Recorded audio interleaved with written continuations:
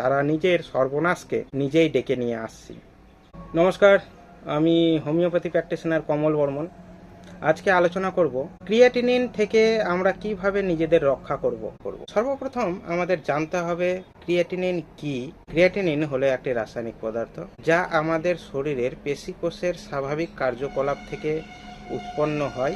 এটি একটি বর্জ্য পদার্থ যা কিডনির সাহায্যে প্রস্রাবের মাধ্যমে আমাদের শরীর থেকে বাইরে বেরোয় যায়। এই ক্রিয়েটিনিন থেকে নিজেদের রক্ষা করার বা বাঁচার বিভিন্ন উপায় রয়েছে। এই উপায়গুলোই আমি একে একে আলোচনা করব। 1 নম্বর, ব্যথার ঔষধ বা পেন কিলার। আমরা যারা সাধারণ মানুষ রয়েছি, আমরা অনেকেই ব্যথার সমস্যায় ভুগি। এই ব্যথার সমস্যার জন্য আমরা ডক্টর বাবুর কাছেও যাই। ডক্টর বাবু আমাদের পেন কিলার লিখে দেন 2-5 দিনের। ডক্টর বাবু লিখে দেওয়ার পরে আমরা সেই ওষুধটি খেয়ে হয়তো আরাম পাই। যখন আমরা দেখি এই আরাম পেলাম, আবার যখন পুনরায় ব্যথার সৃষ্টি হচ্ছে, আমরা ডক্টর বাবুর পরামর্শ ছাড়াই গিয়ে আবার সেই পেন কিলার কিনে নিয়ে এসে নিজে থেকে খেতে শুরু করলাম।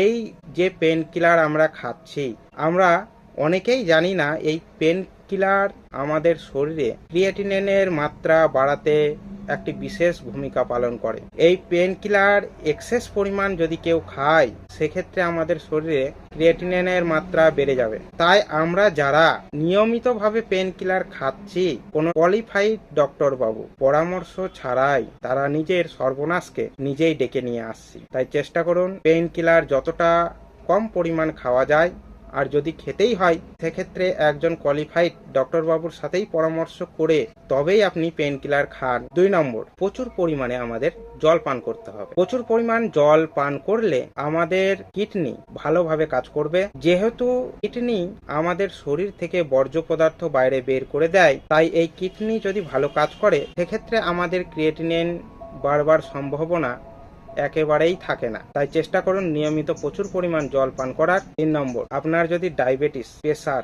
কোলেস্টেরল প্রভৃতি রোগ থাকে, সেক্ষেত্রে আপনি চেষ্টা করুন এই রোগগুলোকে নিয়ন্ত্রণ করবার। 4 নম্বর, আমরা প্রত্যেকেই জানি যে খাবার আমাদের প্রত্যেকটা রোগের সাথে বিশেষ ভূমিকা পালন করে। এই খাবার জন্যই আমাদের শরীরে যত রোগের সৃষ্টি হয়। যারা নিয়মিত ননভেজ খান, তাদের ক্ষেত্রে এই ক্রিয়েটিনিনের সমস্যা বেশি দেখা যায়। তাই আপনি চেষ্টা করুন নিয়মিত নিরামিষ বা ভেজ খাবার খাওয়ার চেষ্টা করুন। 5 নম্বর, প্রোটিন কম পরিমাণে খাওয়ার চেষ্টা করুন, কারণ প্রোটিন ভেঙেই তৈরি হয় ক্রিয়েটিনিন। আর আমরা যদি বেশি পরিমাণ প্রোটিন খাই, তাহলে আমাদের শরীরে ক্রিয়েটিনিনের মাত্রা বেড়ে যেতে পারে। তাই চেষ্টা করুন কম পরিমাণ প্রোটিন খাওয়ার, বিশেষত লাল মাংস, ডিম, মুরগির মাংস, দুগ্ধজাত খাবার, এই সব খাবার সীমিত পরিমাণ খাওয়ার চেষ্টা করুন, কারণ এই সব খাবারে প্রচুর পরিমাণ প্রোটিন থাকে। 6 নম্বর, ওমেগা 3 ফ্যাটি অ্যাসিড যুক্ত খাবার যেমন গাজর, শসা, রসুন, এই সব খাবার আপনার খাদ্য তালিকায় যুক্ত করুন। এই সব খাবারে ওমেগা 3 ফ্যাটি অ্যাসিড থাকে, যা আমাদের ক্রিয়েটিনিনের মাত্রা কমাতে সাহায্য করে। 7 নম্বর, নিয়মিত শরীর চর্চা করুন, কারণ শরীর চর্চা করলে আমরা প্রত্যেক রোগ থেকেই মুক্তি পাই। এক্ষেত্রেও তাই শরীর চর্চা যদি আমরা করি, আমাদের প্রতিটি অর্গান ভালোভাবে কাজ করে।